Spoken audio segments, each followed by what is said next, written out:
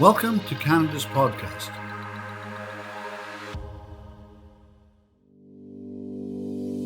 À la Banque Silicon Valley, nous aidons les entreprises canadiennes de technologies innovantes et des sciences de la vie à se développer. Si vous êtes prêt à passer à l'étape suivante, découvrez comment les solutions financières conviviales, les informations sur l'industrie et les connexions de la Banque Silicon Valley peuvent aider les fondateurs comme vous à faire avancer vos idées audacieuses rapidement. Allez au svb.com/fr/Canada. Passez à la prochaine étape avec la Banque Silicon Valley. Donc, bonjour tout le monde. Aujourd'hui, je suis avec Virginie Fizette, qui est cofondatrice de Tamelo Boutique. Donc, Virginie, merci d'être avec moi. Ça fait très plaisir d'être là. Donc, bien évidemment, là, quand on est dans le monde de l'entrepreneuriat au Québec, ou justement, même qu'on s'est promené à travers le Québec cet été, plusieurs fois, on a pu voir des chandails, se dire, hey, il est donc bien hot son chandail. D'où ça vient? Ben oui, ça vient de Tamelo Boutique. Ça,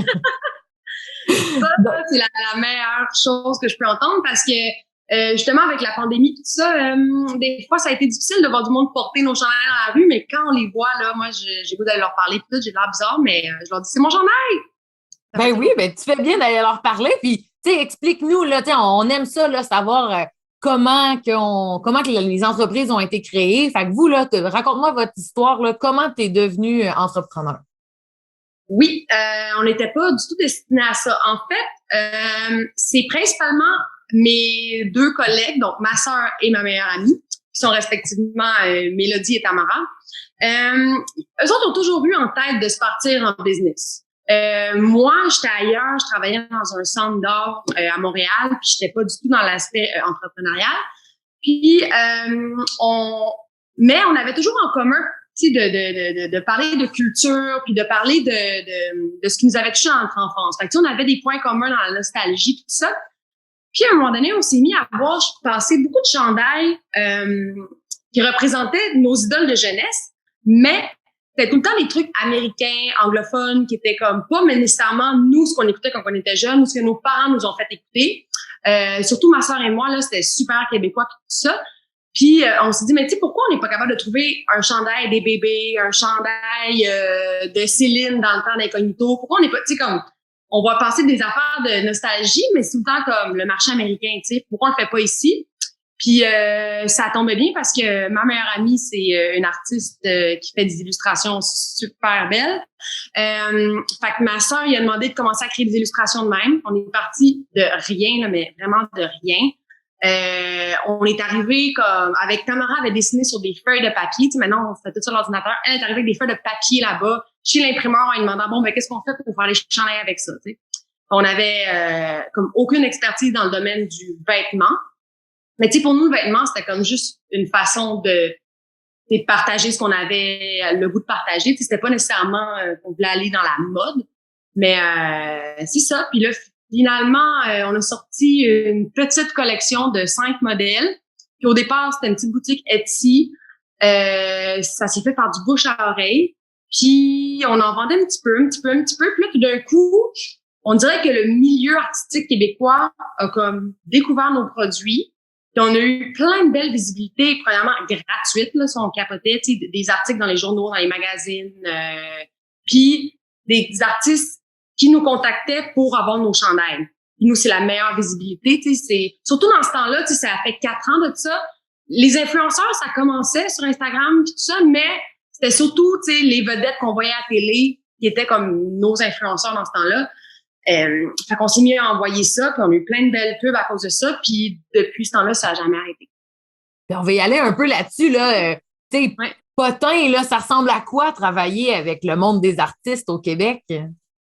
Des fois, c'est super merveilleux, puis des fois, c'est difficile.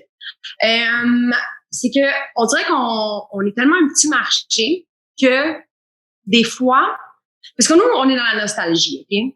Mais on est dans la nostalgie d'amour. Surtout au début, nous, nos premières collections, c'était vraiment pour rendre hommage aux idoles des années 80-90 du Québec. Puis, il y a des artistes qu'on dirait que le fait que c'était comme nostalgie pour eux, c'était comme s'ils étaient has-been, tu sais. Fait qu'ils voulaient pas pantoute avoir des chandails avec leur face dessus, ça les intéressait pas, ils le prenaient comme mal. Mais à mesure que la marque s'est développée, qu'on a eu comme une plus belle notoriété, qu'on s'est fait connaître, que les gens ont vu que c'était pas pour rire de telle personne qu'on faisait un chandail de lui, c'était vraiment un hommage, puis un hommage, oui, à des années passées, mais à des chansons qu'on aime encore, par exemple. Là, ça s'est mis, comme on dirait, à virer de bord parce que éventuellement, c'est des artistes qui nous contactent pour faire leur merch, tu sais. Fait que là, depuis ce temps-là, ça va super bien pour vrai. Fait que c'est ça. Au début, ça a été difficile. On a eu des refus. Il a fallu enlever des modèles. Il y a du monde qu'on n'a jamais réussi à rejoindre, qu'on voulait tellement rejoindre qu'on voulait faire un chandail de lui puis de elle, mais ça n'a pas fonctionné. Parce que c'est ça, tu sais, vu que c'est tellement un petit marché au Québec, tout le monde a comme, regarde, pas secrètement, mais tu sais, comme jalousement le contrôle de leur image puis tout ça, tu sais, tandis que, mettons, on s'entend-tu que Britney Spears aux États-Unis, tu sais, elle va s'en foutre, c'est une petite compagnie, fait un chandail d'elle. Fait que, tu sais, c'est pas le même marché. Puis, ben maintenant, c'est vraiment le fun. Parce que maintenant, c'est ça, c'est que vu qu'on a un nom, ben les gens nous font plus confiance. Fait que là, on peut faire des chandails avec des humoristes comme Mathieu Dufour, qu'on a fait... par exemple, Marie-Carmen, quand elle a vu notre chandail, elle capotait, elle était tellement contente, elle se trouvait belle, elle se trouvait hot dessus, elle en a voulu pour toute son équipe, tout ça. Fait que, tu sais, c'est ça, maintenant, on fait de la merch pour du monde, puis là, c'est vraiment cool, tu sais. Mais des fois, c'est ça. C'est des fois, travailler avec l'image de quelqu'un, c'est difficile, tu sais, c'est sa face qui est là. Fait que c'est ça. C'est sûr, comme tu dis, c'est l'image, c'est le visage de la personne, puis... Ouais.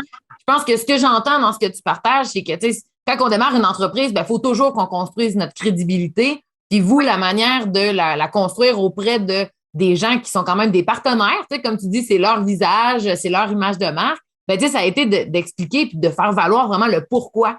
Tu sais, nous, on le fait d'amour, on le fait pour faire vivre la nostalgie aux gens du Québec. Donc, tu sais, je pense de partager votre pourquoi. Là, tu sais, on parle beaucoup du why en entrepreneuriat. Ben là, ça l'a aidé à aller défoncer des portes. Puis, tu sais, dans ce processus-là là, d'incertitude où il y a eu des hauts, des bas, tu sais, qu'est-ce qui a fait que votre équipe de 3, ben que ta sœur est toujours contente d'être ta sœur et cofondatrice, puis que ta meilleure amie est encore dans le projet aussi, tu sais, ça ressemblait à quoi un peu la dynamique, là, les 3 ensemble?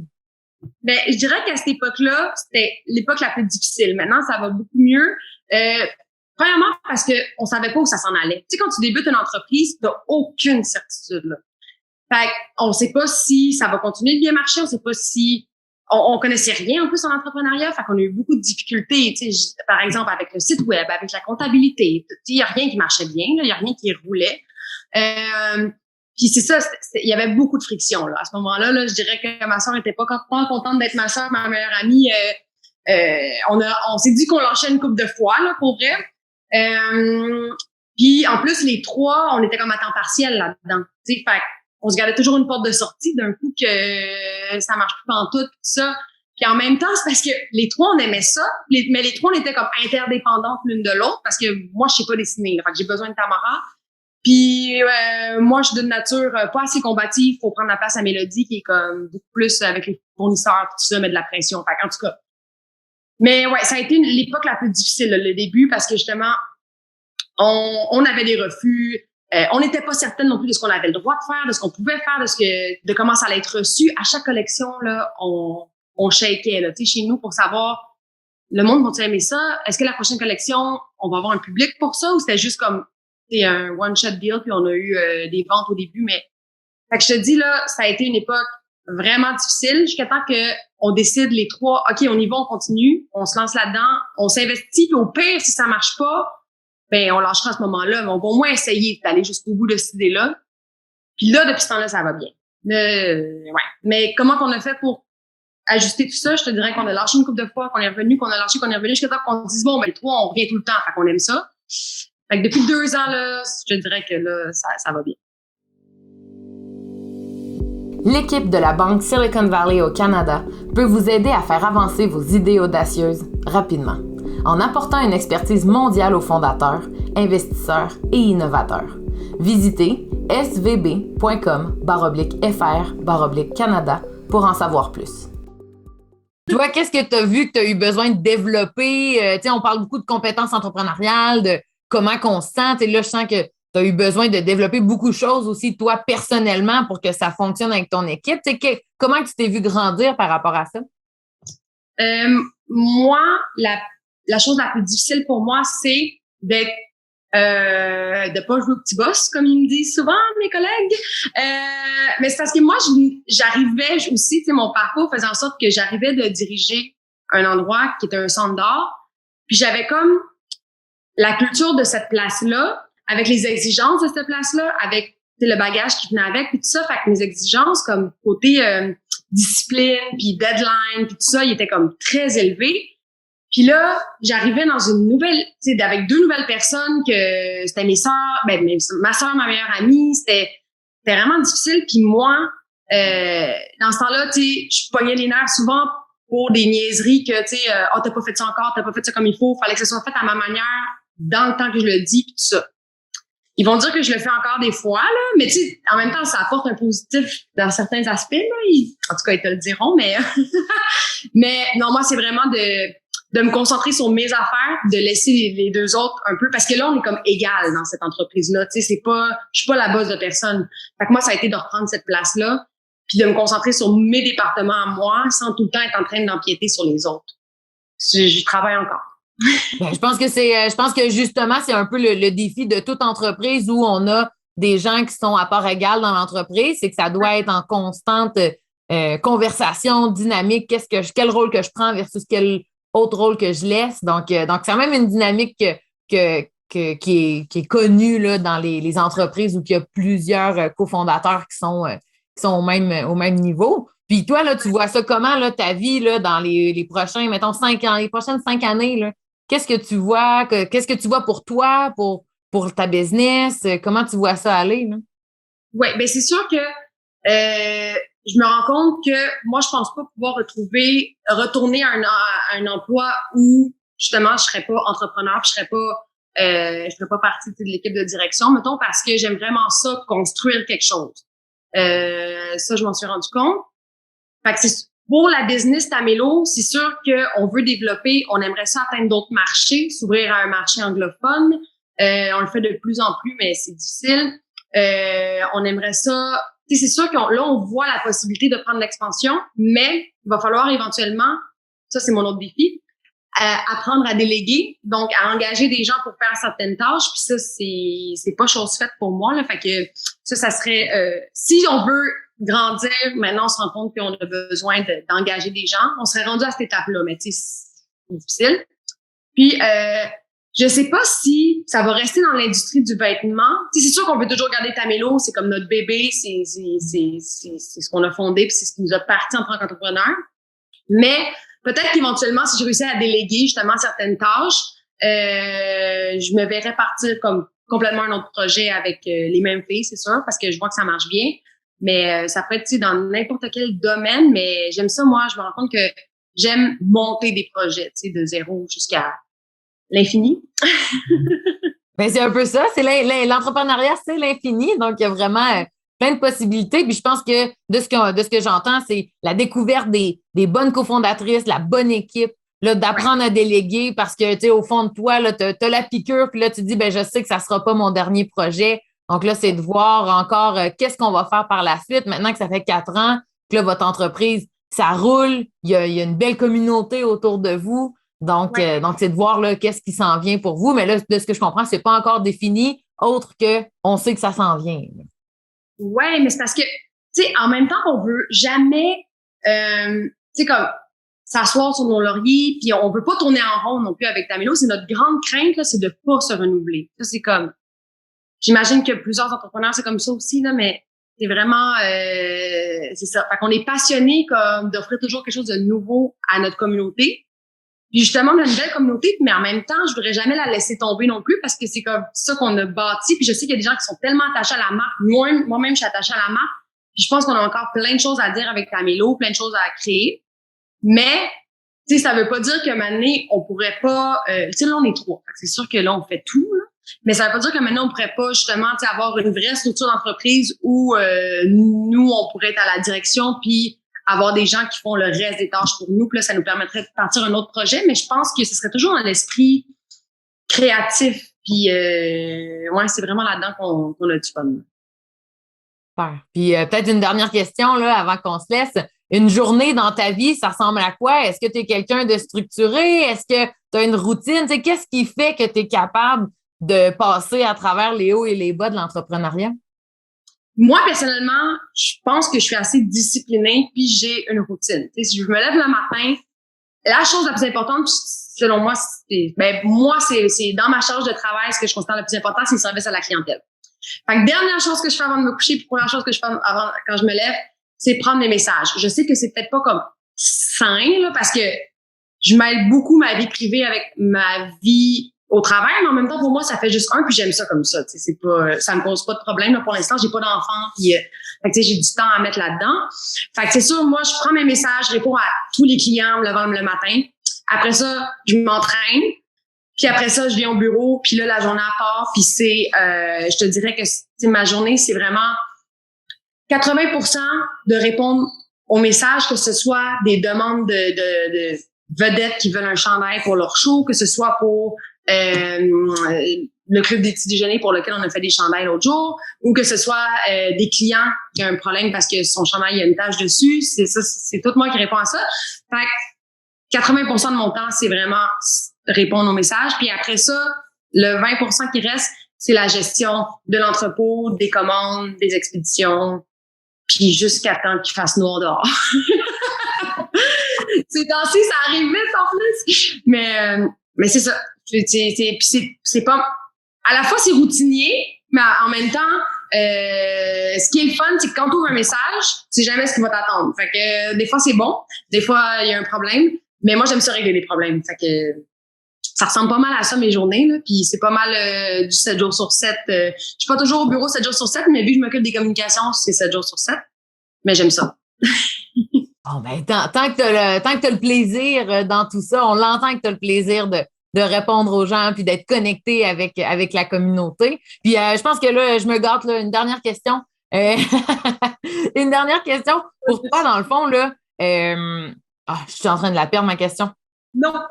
Dans le fond, là, ben, moi, ce qui m'intrigue, là, c'est de voir si tu avais un conseil à donner à quelqu'un là, qui dit, moi, je veux me partir une entreprise de vêtements, là, c'est quoi la chose que tu as appris que tu dis, wow, si j'avais su ça là, au démarrage de mon entreprise, je pense que ça m'aurait fait sauver soit du temps ou de l'argent ou de l'énergie? Là, vite de même, là, c'est vraiment niaiseux, mais si j'ai engagé un comptable dès le départ, ça m'aurait fait sauver là, du temps et l'énergie et des maux de tête. Mais tu sais, ça, c'est plus que... je sais que tu as sûrement interviewé des gens pour qui c'est tellement évident, là, mais non, c'est ça. Moi, c'est vraiment l'aspect sur lequel on aurait dû focusser dès le départ. À la fois parce que tout ce qui est comptabilité, ça intègre aussi tout ce qui est légal.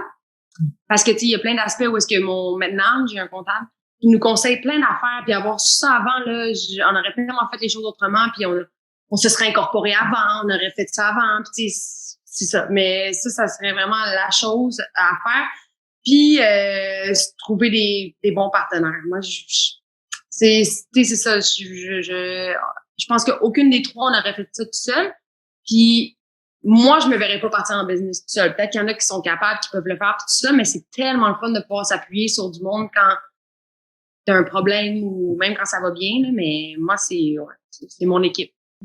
Ben, c'est des très bons conseils comptables pour bien s'informer dès le départ, puis ensuite de trouver les bons partenaires avec qui tu vas vouloir justement vivre cette aventure-là pendant plusieurs années. Donc, Virginie, merci beaucoup d'avoir pris le temps de partager tout ça avec moi. Je pense que c'est super intéressant. Puis c'est dans le domaine de la mode, dans le domaine du vêtement, dans le domaine des artistes. Je suis sûre qu'on a répondu à plein de questions là, que les gens se demandaient aujourd'hui. Donc, merci d'avoir pris le temps.